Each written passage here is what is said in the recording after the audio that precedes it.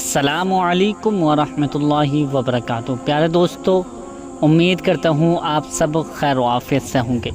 آج کی اس ویڈیو میں آپ کی خدمت میں ایک بہت ہی خاص وظیفہ لے کر حاضر ہوا ہوں، اور یہ وظیفہ آیت کریمہ کا وظیفہ ہے۔ ہاں، آپ نے صحیح سنا ہے، آیت کریمہ وہ آیت ہے، وہ دعا ہے جو کہ انسان کسی بھی بڑی مشکل میں ہو، یا کسی بھی حاجت کو پورا کروانا چاہتا ہو، یا کوئی مقصد ایسا ہو کہ جس کی وجہ سے وہ ہر وقت پریشان رہتا ہے، پریشان رہتی ہیں۔ میری بہنیں بھی بہت زیادہ کسی نہ کسی مصیبت میں، کسی نہ کسی پریشانی میں گرفتار رہتی ہیں، اور میرے بھائی بھی بہت زیادہ کبھی نہ کبھی ان کو کسی پریشانی کا سامنا کرنا پڑتا رہتا ہے۔ تو آج میں جو وظیفہ آپ کی خدمت میں لے کر حاضر ہوا ہوں، یہ آیت کریمہ کا وظیفہ ہے، اور اس طرح سے کر لیں گے جو میں آپ کو اس کا طریقہ بتانے والا ہوں۔ یعنی اسی طریقے پر اگر آپ نے یہ وظیفہ کر لیا تو میں گارنٹی کے ساتھ کہتا ہوں اور آپ کو بالکل اطمینان دیتا ہوں، انشاءاللہ اللہ کی ذات پر امید رکھیں، اللہ پاک آپ کی ہر حاجت کو پورا فرما دے گا۔ لیکن طریقہ کیا ہے، اس کو سمجھ لیں، سمجھنے کے بعد اس پر عمل کریں۔ جس طرح سے میں بتانے والا ہوں اسی طرح سے آپ کو یہ وظیفہ عمل کرنا ہے۔ اب کرنا کیسے ہے، کیا پڑھنا ہے اور کب پڑھنا ہے، کون سا وقت ہے جس میں ہمیں یہ وظیفہ عمل کرنا ہوگا۔ تو آئیے اس کا طریقہ سمجھ لیتے ہیں، اور اس کا پورا طریقہ کیا ہے اور کب پڑھنا ہے، کیسے پڑھنا ہے، آیت کریمہ کون سی ہے یہ جان لیتے ہیں۔ سب سے پہلے آپ سے گزارش ہے کہ آپ نے ابھی تک ہمارے چینل کو سبسکرائب نہیں کیا ہے تو مہربانی کر کے ہمارے چینل کو ضرور سبسکرائب کر لیجئے۔ کسی بھی ضرورت کے ویڈیوز اگر آپ کو چاہیے، کسی بھی ٹاپک پر، اسلامک ویڈیوز ہو یا واقعات کی کوئی ویڈیو آپ چاہتے ہیں، یا کوئی مسئلہ آپ کا حل نہیں ہو رہا ہے، کوئی مسئلہ ہے، تو آپ ہم سے رابطہ کر سکتے ہیں۔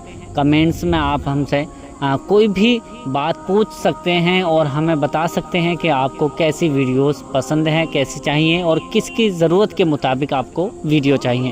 تو انشاءاللہ ہم فل کوشش کریں گے، پوری کوشش کریں گے کہ آپ کے ٹاپک پر ضرور ویڈیو بنائی جائے گی۔ انشاءاللہ آپ ضرور کمنٹس کر کے بتائیں ہمیں۔ تو آج میں جو وظیفہ بتانے والا ہوں اس کو غور سے سن لیں، غور سے سننے کے بعد اس پر عمل کرنے۔ سب سے پہلے آپ کو پاک و صاف رہنا ہے، یعنی آپ کو یہ یاد رہنا چاہیے کہ آپ جب بھی وظیفہ کریں تو آپ ناپاکی کی حالت میں ہرگز یہ وظیفہ نہیں کریں۔ اب کرنا کیسے ہے، سب سے پہلے آپ کو 3 مرتبہ، صرف اور صرف 3 مرتبہ درود ابراہیمی پڑھنی ہے۔ درود ابراہیمی وہی درود ہے جو ہر نماز میں التحیات کے بعد پڑھی جاتی ہے، اللہم صلی اللہم بارک، یہ درود ابراہیمی ہے۔ یہ آپ کو 3 مرتبہ درود پاک پڑھنی ہے۔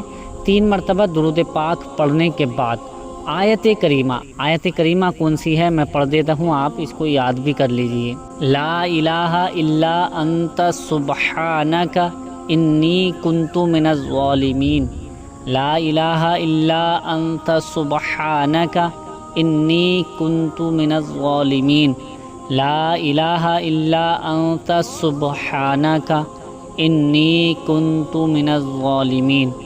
یہ آیت کریمہ ہے، آپ کو 313 مرتبہ پڑھنی ہے، ٹھیک ہے، 313 مرتبہ پڑھنی ہے۔ یہ اسی طرح سے آپ کو ہر بار میں پڑھنی ہے، لگاتار پڑھنی ہے، بیچ میں کسی سے بات چیت نہیں کرنی ہے۔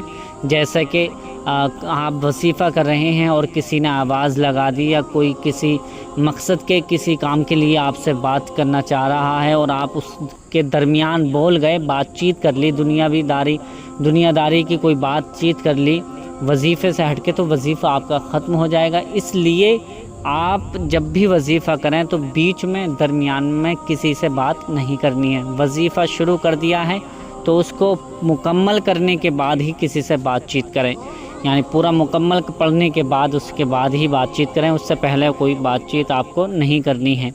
یہ 313 مرتبہ آپ کو آیت کریمہ پڑھنی ہے۔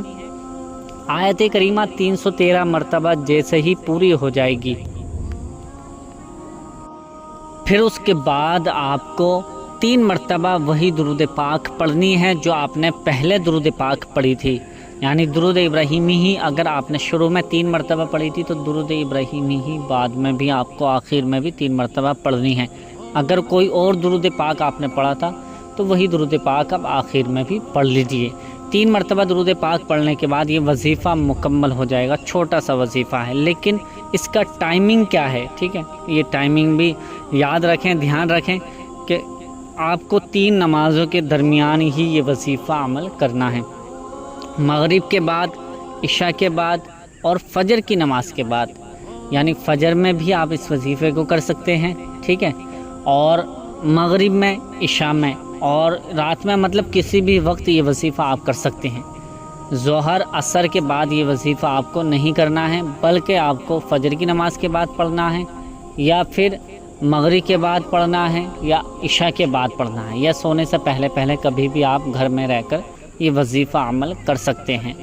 अब ये जो वजीफ़ा मैंने पूरा तरीक़ा बताया है इसी तरीके से आपको करना है। फिर उसके बाद जैसे ही वजीफ़ा आपका मुकम्मल हो जाएगा, वजीफ़ा मुकम्मल होते ही आपको ये दुआ करनी है, या अल्लाह पाक परवरदिगार, मैंने तेरे नाम का, तेरी आयत करीमा का विर्द किया है, वजीफ़ा किया है मौला, इसकी बरकत से जैसे तूने हज़रत यूनुस अलैहिस्सलाम को मछली के पेट से बाहर निकाला था, इसी तरह से मेरी भी परेशानियों को दूर फरमा दे, मेरी हाजत को पूरा फरमा दे, मेरी तमन्नाओं को पूरा कर दे। इस तरह से आप दुआ करें। अपने तमाम भाइयों के लिए दुआ करें, अपने तमाम मोमिन भाइयों के लिए भी दुआ करें, फ़िलिस्तीन के लिए ख़ास तौर से दुआ किया करें और हर नमाज में आप फ़िलिस्तीन के लिए दुआ किया करें, फ़िलिस्तीन को याद रखें। अल्लाह पाक उनकी मदद फरमाए, उनकी तमाम परेशानियों को दूर फरमाए। तो प्यारे दोस्तों, ये वजीफ़ा अमल इतना ज़्यादा ख़ास है कि अगर कोई शख्स अल्लाह की ज़ात पर उम्मीद रख के ये वजीफ़ा करेगा तो उसकी हर हाजत पूरी हो जाएगी। ये वजीफ़ा आपको कम से कम 3 दिन पढ़ना होगा और 3 दिन के बाद आप 5 दिन, 7 दिन, 11 दिन, 15 दिन, 21 दिन इस तरह से पढ़ सकते हैं।